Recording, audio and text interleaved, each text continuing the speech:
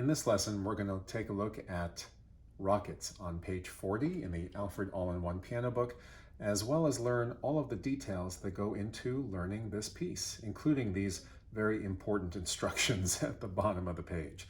So let's start with these two boxes at the top of the page. One introduces the new time signature of 3/4, and the other one a corresponding new rhythm, the so-called dotted half note, which receives 3/4. So let's talk about each in turn and then go through the piece and then go through these important instructions at the bottom, which give you some variations on how to play this piece so you get more comfortable with the different registers of the keyboard.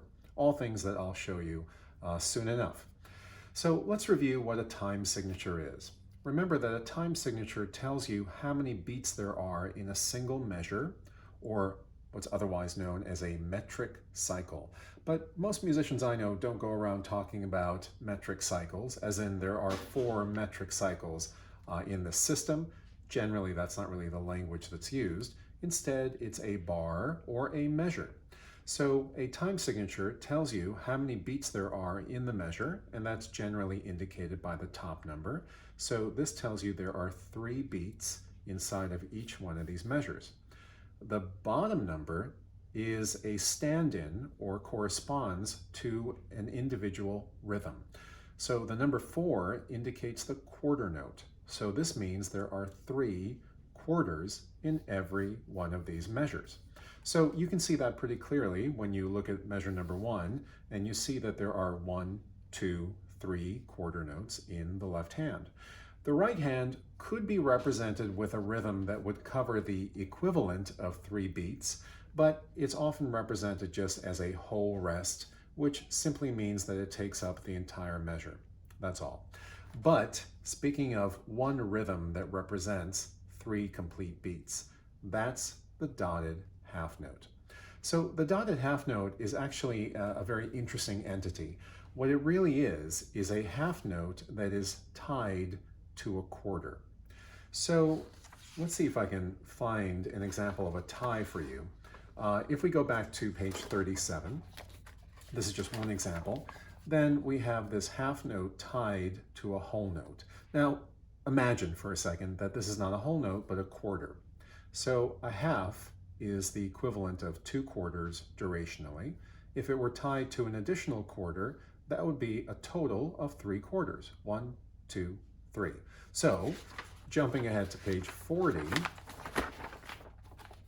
if you can imagine a half note, let's say this, a half note tied to a quarter, that can be replaced with the single rhythm of a dotted half note. And this is what this means.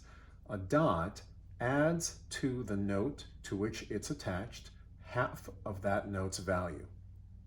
So a half note, half of it durationally is a quarter. So a half tied to a quarter is the same thing as a dotted half note. And that takes up 3 complete beats, just like it says over here. So on this piece, Rockets, or in this piece, Rockets, wherever you see a dotted half note, that takes up the equivalent of 3 quarters and fills up the entire measure. So here's an example, dotted half note. This, of course, is just a regular old half note in both the right and the left hands, followed by a quarter rest, which is the equivalent of 1 beat, right? 1 quarter. So this is 1, 2, 3 quarters, 3 beats, given this time signature, and that fills up the entire measure. Going into system number 2, you see the same thing. This is a dotted half note, and in measure number 4 of system 2, this is also a dotted half note in the left hand, as well as this middle C, or C4, in the right hand. What you really need to take away from this is that the dotted half note fills up the equivalent of 3 quarters, and in a triple meter, or a 3/4 time signature, that fills up 1 complete measure. Okay, so that's the new stuff on this page. As far as how to play it, I'm going to make one small change. In all the previous pieces, which have been in 4/4, right, I've counted the preparatory beats as 1, 2, ready, and. In the case of 3/4, I can't count 1, 2, 3, 4, or 1, 2, ready, and, because we don't have 4 beats in every measure. We only have 3, so I have to provide the corresponding preparations. So I'm going to count 1, 2, and then the next downbeat. I could also say, or the next first beat. The downbeat, by the way, is the equivalent of beat number 1. I can also say 1, ready, and then continue. Either way, I'll try to make it as clear as possible that I'm giving a preparation. So just like we've been doing for all of our pieces, we're going to do some visual and verbal analysis before we actually start to play. So for one thing, let's find kind of comfort, maybe solace, in those things that we already recognize. For example, G7 refers to this tetrachord in the left hand. C, these two chord symbols, C, this refers to the C major triad in the left hand. And the same thing repeats in system number 2. Here's the G7 chord, here's the C chord. And I'm using the word chord and triad and chord and tetrachord. I'm using them all interchangeably, even though they're not quite the same thing. So keep in mind that the word triad refers to a 3-note chord where all of the letters are arranged as skips in relation to one another. A tetrachord is a 4-note chord where all 4 letters or all 4 pitches are similarly arranged as skips in relation to one another. But the word chord is the kind of catch-all generic term. All it means is a group of notes. So for example, if I were to say, here is a trichord, as in T-R-I, and then the word chord, that would mean a group of 3 notes. And it doesn't specify how they're arranged intervallically in relation to one another. A trichord can be any 3 notes. For example, 1, 2, 3, or,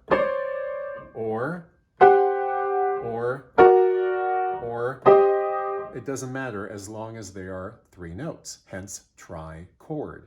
But as soon as you say triad, things change a bit.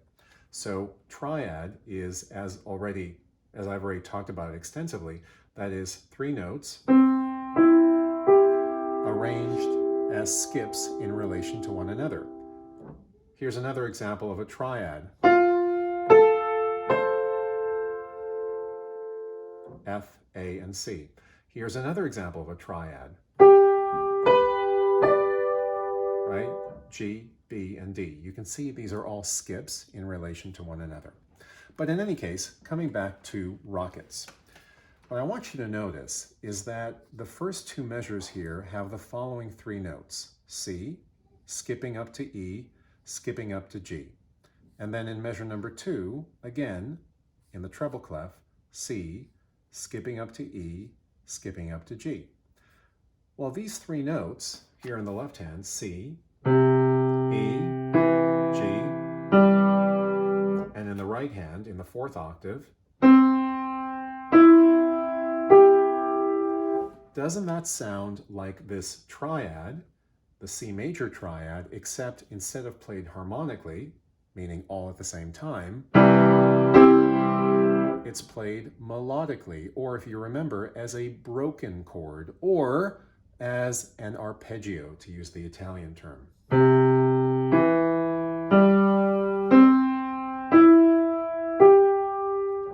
So if you can recognize that visually, then it's much easier to play this. This is in fact just a broken C major triad, remember, expressed melodically, 1 note after another in succession across these first 2 measures.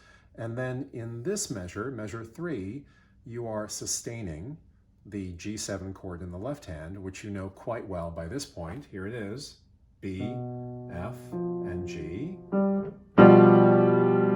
while the right hand plays this melodic descent by step. F steps down to E, steps down to D, and then finally resolves, as it were, to the C major triad in the left hand, with C, the root of that triad, in the right hand, or what's called doubled in the right hand, because it's already here on the 2nd space in the left hand, and repeated, doubled, played again in the right hand.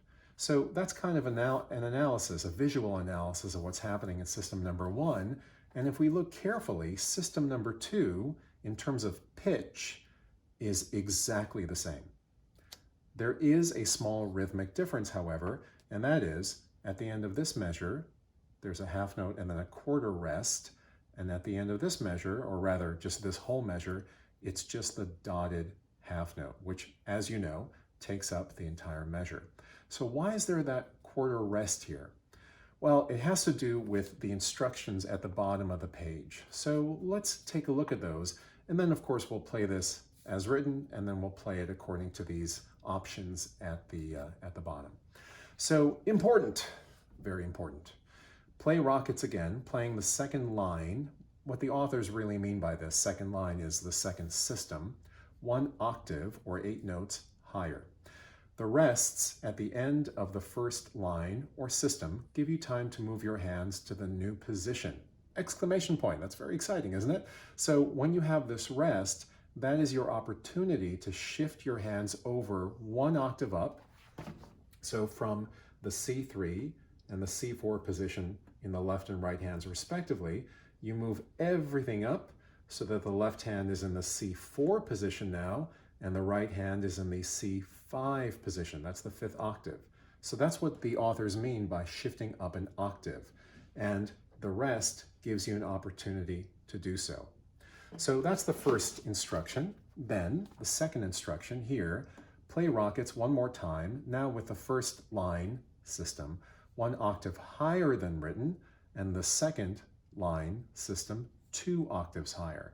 What that means is that instead of starting from the very beginning of the piece in C3 and C4 position, you begin at C4 and C5 position, and then with the second system, you go up to the C5 and C6 position respectively for the left and right hand. So basically you're just traveling all over the keyboard, and that's why the very last line of these instructions says this is excellent training in moving freely over the keyboard. I mean, you can extend these instructions. You could say, you know what, let's start all the way at the bottom in the C1, C2 position, move up to the C2, C3 position, and then just keep going up the keyboard until you reach the very top, which would then be the C6 and C7 position, right? Because remember, this is the 7th octave, the last complete octave on the keyboard, before, of course, we get to C8, the highest note on the keyboard. So that's the overview of what you'll have to do with this piece. Let's break it down into more detail so you can actually play it. So let's begin by taking a look at the fingering of the first system, which of course will be the same for the second system. The left hand goes C3, E3, G3, or fingers 5, 3, and 1. The right hand continues with fingers 1, 3, and 5, of course in the 4th octave, so C4, E4, and G4. Before turning around, as we discussed, as I mentioned earlier, I don't know why I keep saying we. I guess I'm used to having a class in front of me, but it's really just me talking to the camera, and hopefully somebody on the other end will eventually hear this. So here is a stepwise descent from G to finger number 4 on F, finger 3 on E, finger 2 on D, and finger 1 back to C. So let's break this up into 2 segments. The first segment will be just the left hand in this measure, and then the second segment will be just the right hand from measures 2 through 3 to 4. Okay, so measure number 1 finds the left hand in C3 position, playing 5, 3, 1 on 3/4. So let's try that. Remember those preparatory beats. I can no longer count 1, 2, ready, and, because that's 4 beats. We only have 3 per measure. So I go 1, 2, and.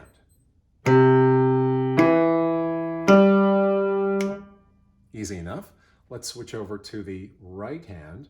And remember, the right hand plays the following: 1, 3, 5, and then descending by step, 4, 3, 2, 1. So that sounds like this.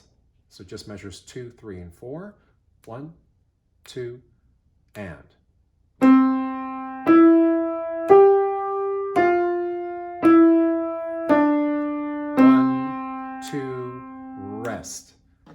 remember that that last note is a half note followed by a quarter rest. So let's put all of that together. So the left hand immediately followed by segment number 2 in the right hand. So it sounds like this. 1, 2, and. 1, 2, rest. Okay? And now we just have to add the left hand playing those G7 and C chords respectively in measures 3 and 4. So let's remember and review what these chords look like and sound like. So the G7 chord, you're starting in the C3 position. You move your 5th finger, your pinky, down a half step to B2. 2nd finger on F3. And your thumb, your 1st finger, on G3. Remember that Roald Dahl reference I kept mentioning? Big, friendly giant, B, F, G. So you play that for 3 beats. 1, 2, 3. And then you shift over to the C major triad in the last measure. 1, 2, rest. And it's really imperative that you lift your hand during the rest. This is not a rest. 1, 2, 3. Like your hand just fell away, you forgot. Be very, very specific and intentional with that rest. 1, 2, 3, right? The hand comes off the keyboard. So the last 2 measures of system number 1 sounds like this. In the left hand only, 1, 2, and. 1, 2, 3, 1, 2, rest. Okay, let's put them together. So my recommendation, by this point in the book, you're probably feeling pretty comfortable with these patterns, with these chords, but if you're still a little bit hesitant about playing from the beginning through to the end with both hands, I would recommend just focusing on the last 2 measures and then working backwards. So let's do that. Just the last 2 measures, both hands. Right hand starts on F4, 4th finger. Left hand is on that G7 chord. 1, 2, and. 1, 2, rest. Okay, play that a couple times if you have to. Let's do it 2 more times. 1, 2, and. 1, 2, rest. And as the rule of 3 dictates, last time should be the best time ever. 1, 2, and. 1, 2, rest. Okay, so you should feel pretty comfortable. Let's try playing the entire system. Remember, it's 2 segments. The left hand in measure 1 arpeggiates or breaks up that C major triad. Right hand continues.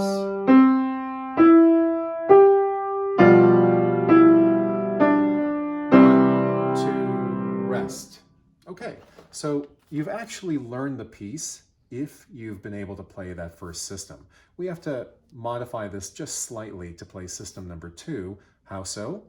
First of all, the dynamic in system 1 is forte, loud, and the dynamic in system number 2 is piano, which means low or soft.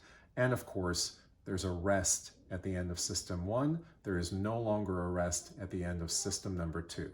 So let's play the whole thing and see how it goes. So here is the entirety of Rockets with the dynamics and the rests in place. So 1, 2, and. 1,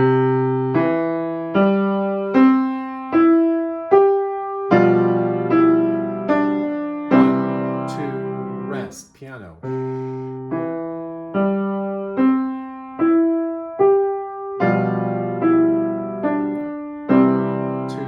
3, rest. All right, so that's the overview of Rockets, and hopefully that's pretty straightforward. Now here is where it gets challenging. Let's take a look again at that first instruction, which, as you remember, tells you to play the second line, or system really, 1 octave higher than before. So this is what it's going to sound like. So here is all of Rockets with the first system in the original position of C3 and C4, those 5-finger positions. And then we're going to go up an octave so that the left hand is now in this C4 position, fifth finger on C4, and the rest of your fingers in a stepwise formation going up to G. And the right hand in the C5 position, again, with your thumb, your first finger on C5, going all the way up to G on finger number 5. So here's what it sounds like from the beginning. And remember, you're going to use that rest at the end of system number 1 as your opportunity to shift your hand up to the new position in system number 2. So here we go.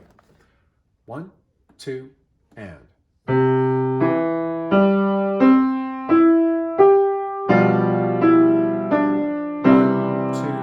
3.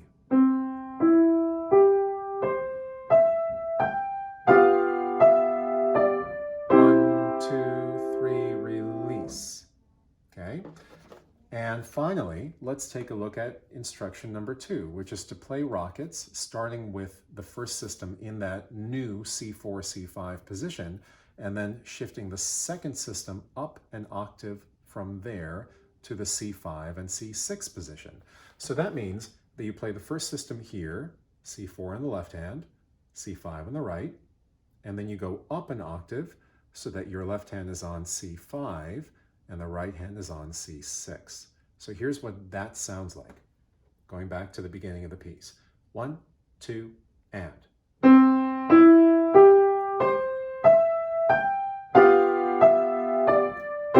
2, 3.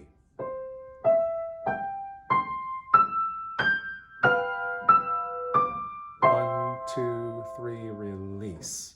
Okay, so that's what these instructions tell you to do. Now, of course, you can challenge yourself and go all the way down, as I said before when we were just covering the overview, down to the C1, C2 position, and just keep playing this piece, going perpetually up the keyboard until you get to the C6 and the C7 position. So in fact, just for fun, let's try doing that. So what we're really going to be doing is we're going to be repeating system number 1 until we get to the C6, C7 octaves, because then we're done, and that's where we replace that rest at the end of system 1 with a dotted half note to indicate the full 3 beats that will complete the measure, and then we're finished with the piece. So let's try it, and we're going to play, again, since we're kind of making it up, improvising over this structure, how about we play everything forte until we get to the last position, C6 and C7, and there we'll play piano. So here we go, all the way from the bottom. 1, 2, and.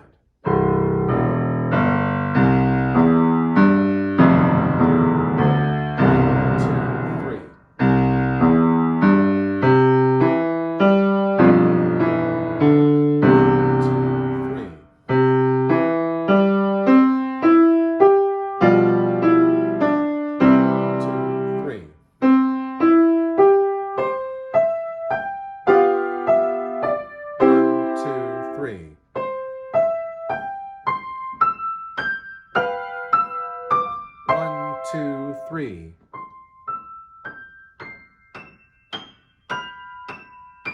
1, 2, 3, release. So that was certainly, I think, an interesting variation off of this piece. And if you really want to have fun with it, you can also start moving back down instead of back up. So here we were moving from the bass register all the way up to the very top of the treble register. And what we can do now is start in the treble register and make our way down. I mean, it's not what the instructions say, but why do we always have to follow instructions? So let's try that. Let's begin in the C6 and C7 position, and we're going to move down by octaves until we go to the very end. So let's see what happens.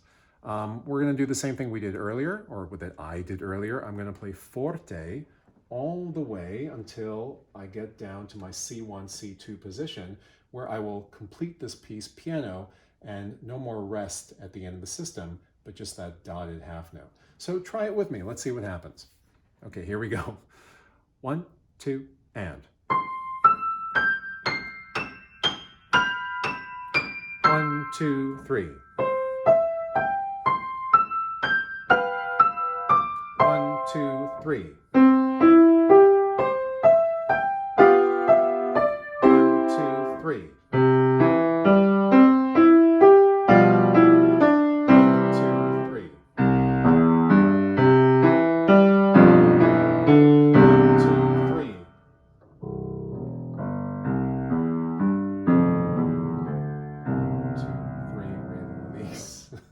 Okay, now I'm talking over it just so that you maintain that beat the whole time. Before we leave this page, let me address probably the most challenging issue, which is just being able to transition your hands across the registers and from one octave to the next without missing. So one thing you can do is simply practice like we did on page 37. If you remember with Marianne, I was very precise about making sure you practice the bridge from system 1 to 2, from system 2 to 3, from systems 3 to 4, because that bridge is so essential in ultimately putting the piece together. So in this case, the bridge is in those variations where you have to move your hands to a new position in a new octave. The bridge is just to get the hands to the new position and not to miss. So here's what we're going to do. Let's start back in our familiar C3 for the left hand and C4 for the right hand positions. And rockets ultimately move up instead of move down. I mean, they all have to come down somewhere, right? And that's what we just did in moving down the keyboard. But here, the piece asks you to go up. So the first thing I want you to try is just to start in C3 and C4, and in a kind of parabolic shape, go up and come down on C4 and C5. All right, so let's do that a couple of times. So let's put a count to it. So we're going to go like this. 1, 2, 3, 1, 2, 3. Did you notice that at the third beat down here, that's when I lifted, I had my parabolic shape, and I came down in the new position. When I was a student many years ago, my teacher used to call this, and I think this may have been his terminology, he used to say, roll your hands when you shift to a new position. And that is what I now call this parabolic shape, right? The thing that you want to avoid doing is just jerking your hand over to the side like this, right? Because first of all, this introduces some tension to your body. And second of all, you'll miss. So if I'm trying to play, for example, I'll just miss. But the parabola allows you to relax, or rolling the hands allows you to relax, and it lets you come down from above onto the new position, as opposed to sort of scatter yourself laterally and potentially miss. Plus, in performance, honestly, this gesture doesn't really look good. This one, however, does, because it looks smooth, it looks in control, and it also looks like, even though it may be a very fast tempo that you're playing in,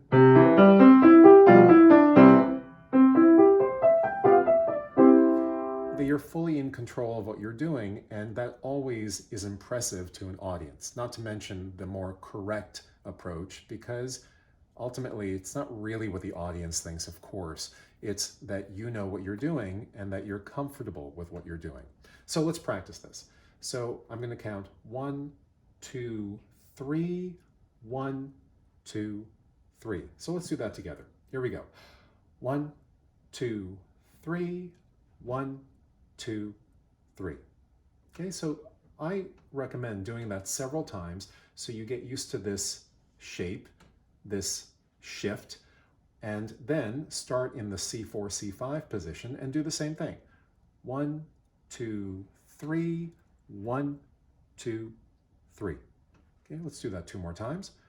1, 2, 3, 1, 2, 3. And one more time. 1, 2, 3, 1, 2, 3. So if you're comfortable just with that shift, and remember, you are falling into the correct position every time. You're not just randomly throwing your hand around, even if it's parabolic. Let's try doing this now with the actual notes. So I'm going to play this last measure of System 1 with the rest, and then just the first measure of System 2. That's it. Let's do it in the C3, C4 position here, shifting up to the C4, C5 position here. Okay, so here we go. 1, 2, and 1, 2, 3. Okay, let's do that one more time. 1, 2, and 1, 2, 3. let's do that a third time, and this time I'm going to add the right hand in the second segment, if you remember from earlier this lesson, where I play this and just finish the system. All right, so let's do that. So the very last measure of system 1, and then the remaining part of the piece, all of system 2, in this new position. So here we go. 1, 2, and 1, 2, 3.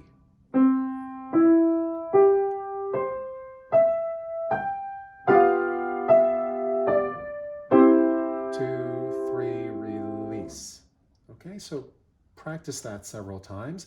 And now let's do exactly the same thing, but starting at the end of the first system in the C4, C5 position, and then moving up to the C5, C6 position.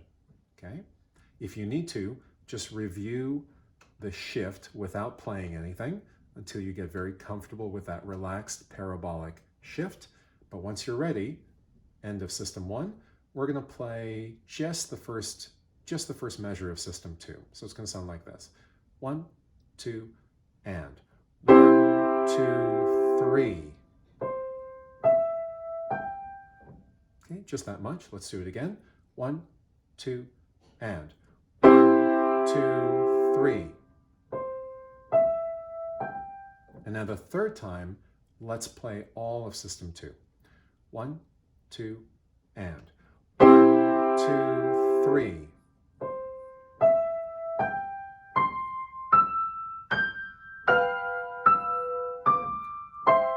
Two, three, release. Okay? Make sure that you hold out that last dotted half note for 3 complete beats. 1, 2, 3, release. I'm saying the word release at the very next downbeat. Remember, downbeat is another word for beat number 1. So as soon as I get to beat number 1 in the next measure or the next metric cycle, that's when I release my hands. So careful not to do this. 1, 2, 3. That's not really accurate. That's not 3 complete beats. That sounded like 2.5. So it's really 1, 2, 3, 1, right, at that next downbeat or next first beat. So having practiced this, what we just did, let's try playing this piece more as how it's actually indicated. We're not going to move all over the keyboard like I was demonstrating for fun earlier. Let's play it in 3 rounds. Round number 1, we're going to play it exactly as written, meaning both systems in the 3rd and 4th octaves for the left and right hand respectively. Second round, we're going to play the first instruction. So first system is going to be in our original C3, C4 position. System number 2 will be in the C4, C5 position. The third round, we're going to start the piece in the C4, C5 position and then go up 1 more octave to the C5, C6 position. You got all that? All right, let me demonstrate it. It'll be clearer if you just see it. So here is round number 1. Play the piece as is. And let's do this moderately fast, as instructed. 1, 2, and.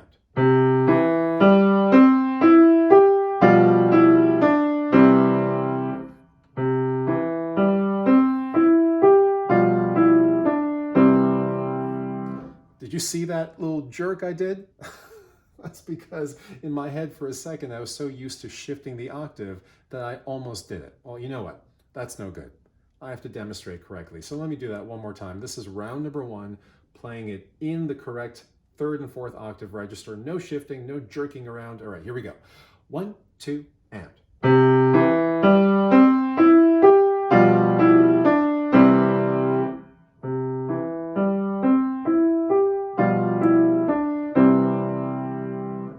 Okay, that was good. All right, let's do round number 2, where in fact I finally complete what I wanted to do the first time, which is move up an octave and play system number 2 here. All right, here we go. 1, 2, and.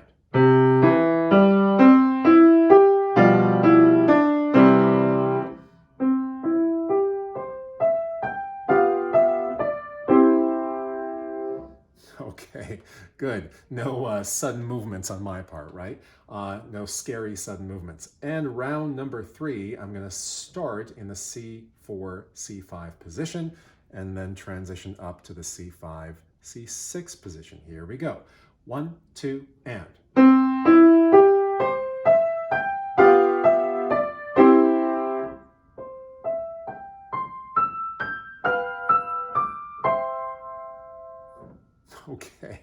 Okay, I'm laughing because sometimes this has been really a recurring issue with all of these videos, or many of them, where I'll say something, give an instruction that I then proceed not to exactly follow. Like I'll say, I'm going to count out loud, and then I don't, or I'm going to say I'm going to keep it in this register, and then I try to move. But I guess that's what happens when you're kind of thinking ahead and not really paying attention to your own words. So you'll forgive me, you'll indulge me for this.